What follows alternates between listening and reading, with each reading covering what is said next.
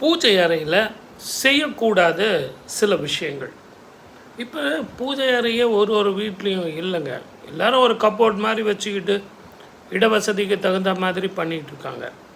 ஆனால் ரொம்ப முக்கியமானது என்னன்னு கேட்டிங்கன்னா, நம்ம குடும்பத்தில் நிறைய பிரச்சனைகள் இருக்குது. தொழிலில், வருமானத்தில், உடல் ஆரோக்கியத்தில், மன கஷ்டம், பண கஷ்டம் இதெல்லாம் இருக்கும்போது அந்த தயவு செஞ்சு என்னுடைய அன்பு நேயர்களுக்கு ஒரு சின்ன வேண்டுகோள், அதை சுவாமி ரூமில் பஞ்சாயத்து வச்சுக்காதீங்க.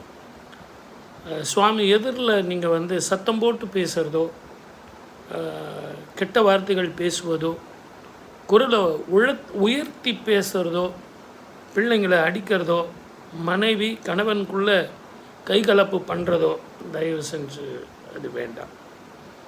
சுவாமி ரூம் அப்படிங்கிறது ஒரு நிசப்தமான ஒரு இடமாக இருக்கணும்.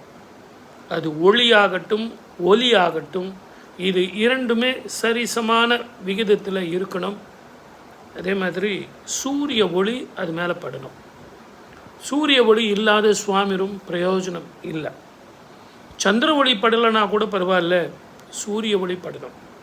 அதே மாதிரி தீபம் இல்லாத சுவாமி ரூம் பிரயோஜனமே இல்லை. அந்த தீபம் கூட எப்படி ஏற்றணும் அப்படின்னு கேட்டு பெரியவங்களை கேட்டு உங்கள் குல வழக்கப்படி தயவு செஞ்சு அவர் சொன்னார், இவர் சொன்னார், ஜோதிடர் சொன்னார், குரு சொன்னார் அப்படிங்கிறதுலாம் வேண்டாம்.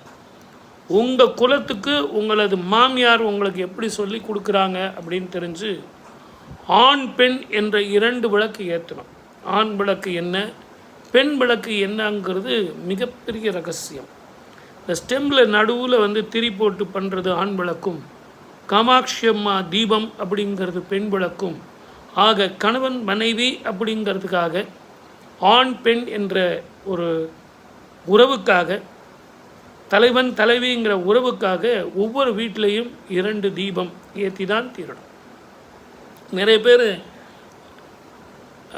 குத்து விளக்கு ஏற்றுறதே இல்லை, அந்த பழக்கமே இல்லை, அந்த ஜெனரேஷனே போயிடுச்சு. முன்னாடிலாம் ஒரு குத்து விளக்காவது ஏற்றிட்டு இருந்தாங்க. நாங்கள் நிறைய பேர் சொன்னோம், ஒரு குத்து விளக்கு ஏற்றக்கூடாது அப்படின்னு சொல்லிட்டு 5 முகங்கள் கொண்ட 2 குத்து விளக்கு ஏற்றணும்.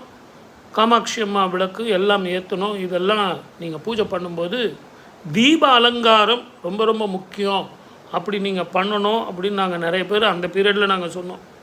ஆனால் இப்போ பார்த்திங்கன்னா அந்த குத்து விளக்கு அம்மா வீட்டிலேருந்து வாங்கிட்டு வர்றது அப்படியே தான் பரன் மேலே இருக்கே ஒழி, அதை எடுத்து நம்ம பண்ணுறதில்ல.